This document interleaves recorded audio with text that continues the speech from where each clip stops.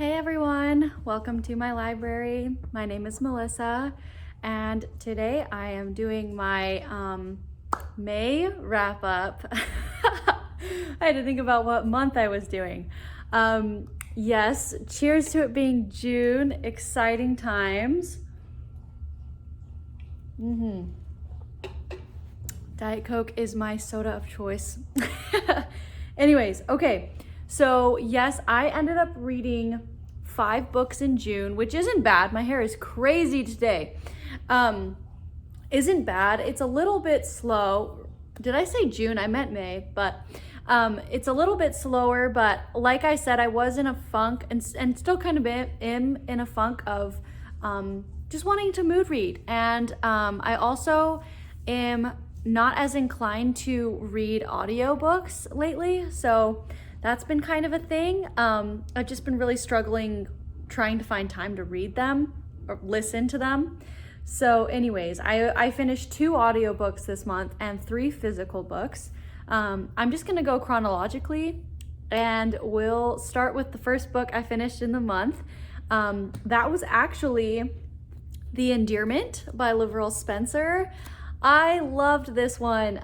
So I am reading LaVyrle Spencer's backlist with a couple of other ladies on my Discord. And anyways, we ended up reading this book as we're going in order essentially. So we read The Fulfillment and now we're reading this one.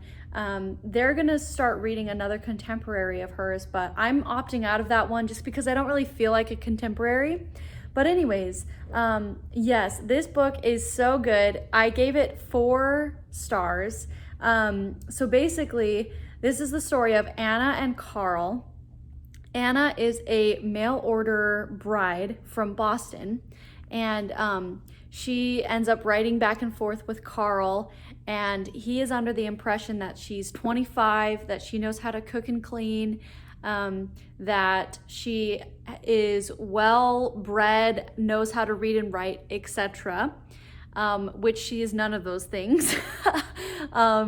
She has her little brother help her write letters, and so anyways, she ends up arriving to Minnesota where he picks her up, and obviously, the first thing he notices is that she has a little brother in tow that he did not know about. And then additionally, he grows to learn of all these things that she lied about. And so it's kind of the reconciliation between the two of them initially is what the story is, because they are attracted to each other, and they do end up getting married because Carl is such a sweetheart. Oh my gosh, such a cinnamon roll hero. He's a virgin hero, and that's actually the main thing that Anna is embarrassed about. She's not a virgin. And so yeah, it gets into very dark kind of territory with this book, but the thing I loved so much about this was actually the writing and the overall story of how these two end up really forming a great attachment to each other, loving each other, and making their marriage work. Yeah, it was just a lovely story. I just really enjoyed it. So yeah, I gave this 4 stars. I really loved Carl as a character. He's from Sweden, so he has an accent in the book that's talked about, and I love that aspect as well. And they end up befriending another Swedish family that also is in the frontier, and Anna gets really jealous because there's this Swedish family where there's a girl, a woman who obviously would have been a great match for him, but he didn't end up with her, and so Anna almost feels like guilty that, you know, it was 2 weeks too late for him to have met this family that has this woman who would have been perfect for him, and so they have to work through that, which I thought was what brought it down to me, was this whole jealousy factor. I was like, we don't really need that in the story. So anyways, but I still enjoyed it. I read it over the weekend, and it was a great read. Really getting me in that frontier Western vibe that I've been talking about recently. So yeah, this is the first book. the second book I ended up finally finishing that I was in the middle of last month is Wild Swan by Celeste de Blasis. I'll show the step back because why not? So yeah, this is Rain and this is Alexandria, and excuse my nasty nail polish. Anyways, so this is a epic family saga that follows one woman as she goes throughout her life. She was born in England and grows up in the West Country. And so she grows up on the coast. She grows up in a family that really doesn't end up liking her at all. Her mother is very cruel to her. And so anyways, she gets sent away to a distant cousin's house. And it's there that she meets Rain, who looks very eerily like her. And luckily they're not very distantly, they are very distantly related. So anyways, that's when she's in her teenage years. She ends up going with this family, being taken in by this family. And anyways, then what happens is Rain is 18, she's 13. And so they have this friendship that Rain ends up feeling feelings for her, but she's too young, so he doesn't, act on it or anything. And then she ends up having to go back to her family because her sister dies. So then her sister's ex, Sinjin, which is on page St. John, but it's they clarify it's Sinjin. He ends up asking Alexandria to help him raise their twins that her sister died of, having these kids. So Alexandria ends up helping Sinjin raise these kids, and in the process ends up falling in love with Sinjin. Sinjin falls in love with her as well. They end up essentially getting married, and then the story goes from there, because Rain obviously comes back to kind of claim her, and she's taken. So it's basically the story of this woman and her two loves, and also this epic story of how she ends up in Maryland being a horse breeder and a horse racer. Her and Sinjin end up building this huge horse empire. And anyways, yeah, it is an epic story. It's almost 700 pages. I enjoyed it so much. I gave it 4 stars. I didn't give it 5 stars because it was just very dramatic. Just very, very dramatic. A little unbelievable, quite honestly. And so anyways, I did end up knocking a star for that, but I loved the writing, and this is the first book in a trilogy, in the Wild Swan trilogy. And so I really want to pick up the next one soon.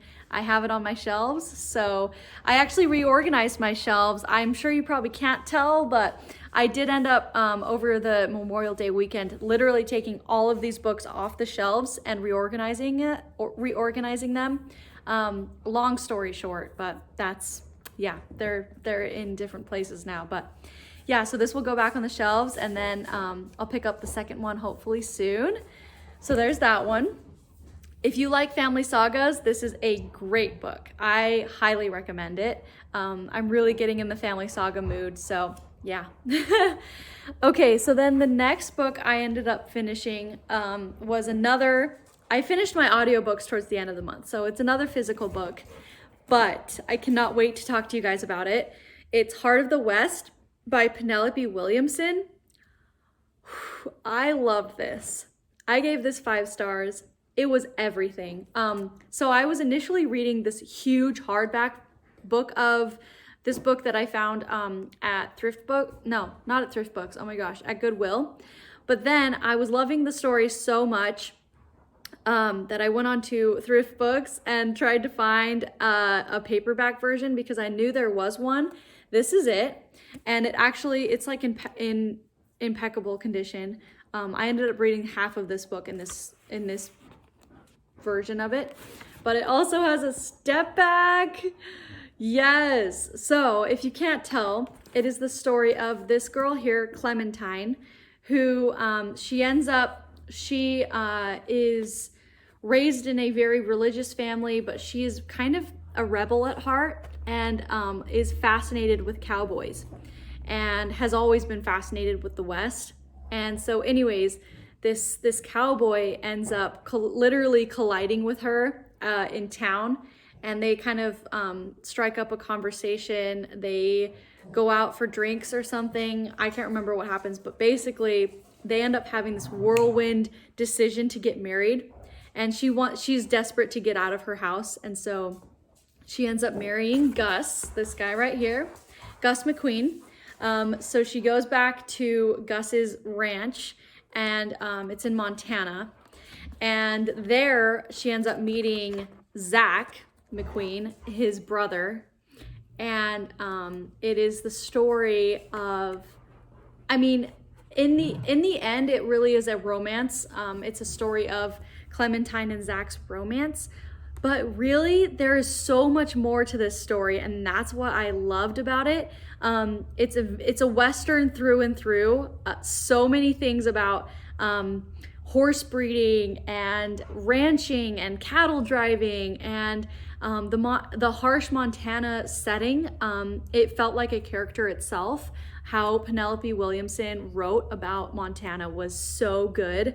I loved her writing so much. I just bought 2 more of her books because I'm so excited to read more from her. Amazing writing. I was just blown away by it.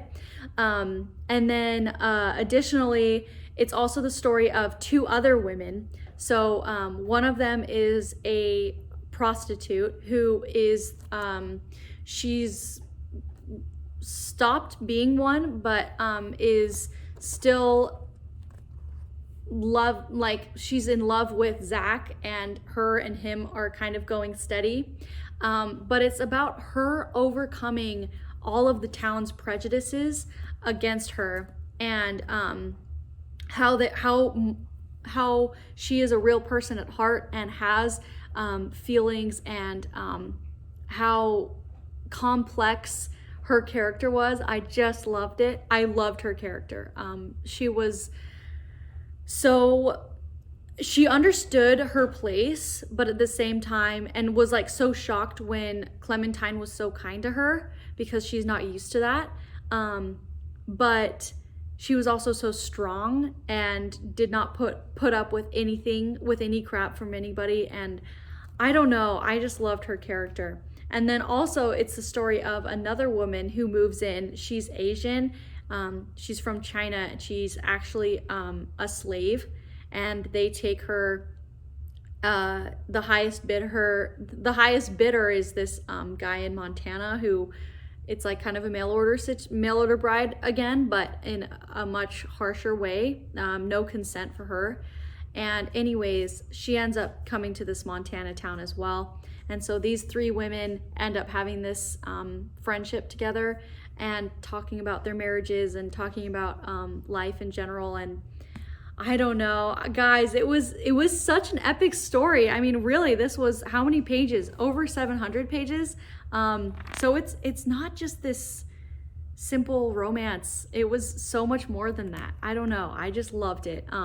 Yeah, I gave it 5 stars. It's in competition with From Sand and Ash is my favorite book of 2021. Like, that's how good it was.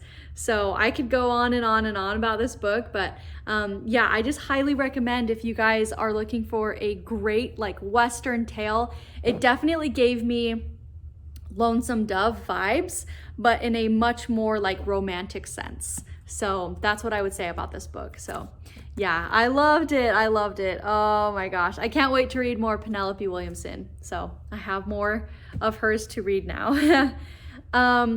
Okay, so those were my 3 physical books I ended up reading in the month. All really great. I loved them all. And then my 2 audiobooks. So I was buddy reading The Wallflower Wager by Tessa Dare. And I really enjoyed it. I ended up giving it 3.5 stars. I read it, like I said, I listened to it on audio, and basically it's the story of Gabe and Penelope, and she goes by Penny. And Penelope is a animal lover. She has a ton of different animals, and she is tasked with finding a home for all of them because the owner of her, the neighbor of her building, estate, whatever, is trying to sell, and these animals are making it difficult. And so the owner is Gabe. And so, anyways, it's their romance. It was really cute. I'm sure you guys have heard about this story a ton. I really liked it. Very just adorable, funny, witty, everything Tessa Dare is. I really enjoyed it. But I mean, it was very simple and kind of, I don't know how to describe it. Just predictable, I guess. So I didn't like love it. It didn't astound me, but I enjoyed it. So yeah, I gave it 3.5 stars. And then the last book I ended up reading and finishing actually the same day as that book. And it was because I was listening to them as I was reorganizing my shelves. So I just had a ton of time. This took me hours. But that was All the Ways We Said Goodbye by 3 different women. Beatriz Williams, Karen White, and one more person, I can't remember. But yeah, this story was really, really good. It started off very strong, and then towards the end, the mystery element of it just really was too much for me to handle. Like I couldn't keep track of what was going on. So yeah, I ended up giving it 3 stars, which was my lowest rated book of the month. Because yeah, that weird mystery element. Basically, let me explain what this story is. It is about 3 different women in 3 different timelines, so hence the 3 authors. And each of them, the base of the story is that each of the stories are set in the Ritz, Paris, but right off the bat, all of these stories end up going in different directions. They aren't like, it's not solely in the Ritz. But anyways, there's a story of a woman in World War I, World War II, and then in the 60s. So yeah, 20 years or so apart from each other. And the World War I storyline was the one I was following and really enjoying, and that was what was keeping me going with the story, which was about Arlie, who ends up having her father's castle requisitioned by the German army. And she knows one of the officers from before the war, before the World War I. And so anyways, she ends up kind of having this romance with this German officer. And initially it's to get information, and it's kind of to seduce him. But then it blooms from there, and she ends up realizing how good of a guy he really is and how he's just in a terrible situation. So that's what that storyline is. Then the next storyline follows her daughter, and it's her being a spy during World War II, and all of the risks associated with that. And she ends up taking up a name, LaFleur. And anyways, it's just her having this romance with this guy who's also a spy. And so his name is Kit. And then the third storyline is Kit's wife, who is not her. And Kit is dead now. And it's his wife trying to hunt down who LaFleur is. Which is obviously known to us, but then also what ended up happening to the talisman, which is this like item that is hidden, and the Nazis are trying to find. And so the mystery is that.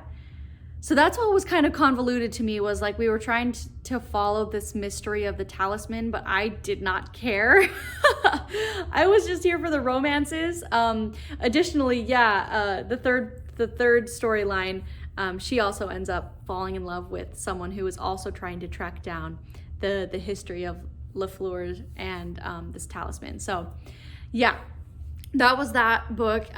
It was good. I enjoyed it, but it was nothing special, and it was very kind of hard to follow. So that's why I ended up giving it 3 stars. But I still recommend. It's a good historical fiction. It's newer release. You can find it. I saw it at Target the other day. Almost bought it, but I had it on audio, so it was fine. But yeah, that is my May wrap up. I hope you guys enjoyed it. This is a different angle. I'm just sitting on my chair and I just thought I'd start filming and see where it went. I think it's nice though. I don't mind it. Let me know if you guys have a preference on angle, like if you like to see my books kind of more close up or not. I'm happy to change it up, but just thought I'd try something different today. But yeah, with all that being said, please like and comment. I reply to every single comment eventually. And please subscribe if you want to see more from me. And I will see you guys in another video. Bye!